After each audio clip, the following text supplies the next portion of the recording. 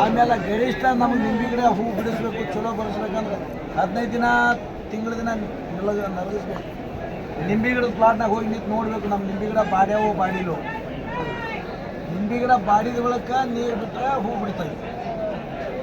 20x20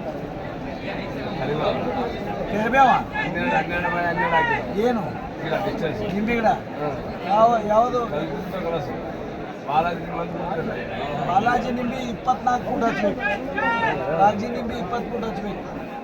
Balaji ನಿಂಬೆ ಗಿಡ 40-45 ವರ್ಷ ಲೈಫ್ 3 ವರ್ಷಕ್ಕೆ ಬರ್ತೈತಿ. ಹಂಗಾಗಬಾರ್ದು. ನಮ್ಮದು ನಿಂಬೆ ಗಿಡ ನೋಡಿ ತೋರಿಸ್ತೀನಿ.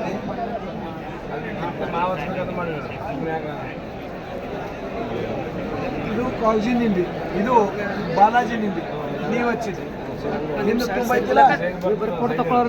ನಾ ಹೇಳ್ತೀನಿ, ಕಾಯಿ ದಪ್ಪ ಬರ್ತದ, ಹೊಳೋದು ಬರ್ತೈತಿ ಕಾಯಿ. ಆಮೇಲೆ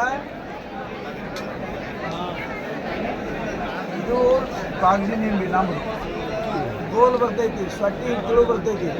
ಒಂದು ಗಿಡಕ್ಕೆ ನಮ್ಮದು 8 ವರ್ಷದ ಗಿಡ ಅವ. ಪ್ರತಿಯೊಂದು ಗಿಡಕ್ಕೆ 14,000 ಕಾಯಿ ಬರ್ತೈತಿ. ಯಾರ್ಯಾರೇ ಸುಳ್ಳು ಅಂದ್ರೆ ಏಪ್ರಿಲ್ ತಿಂಗಳದಾಗ ನಮ್ಮ ಗಿಡದ ಕಾಯಿ ಎಣ್ಸಕ್ಕೆ ಬೇಕು. 12 ತಿಂಗಳು ಕಾಯಿ ಇರ್ತೈತಿ. ಹಲೋ ನಮಸ್ಕಾರ ರೀ.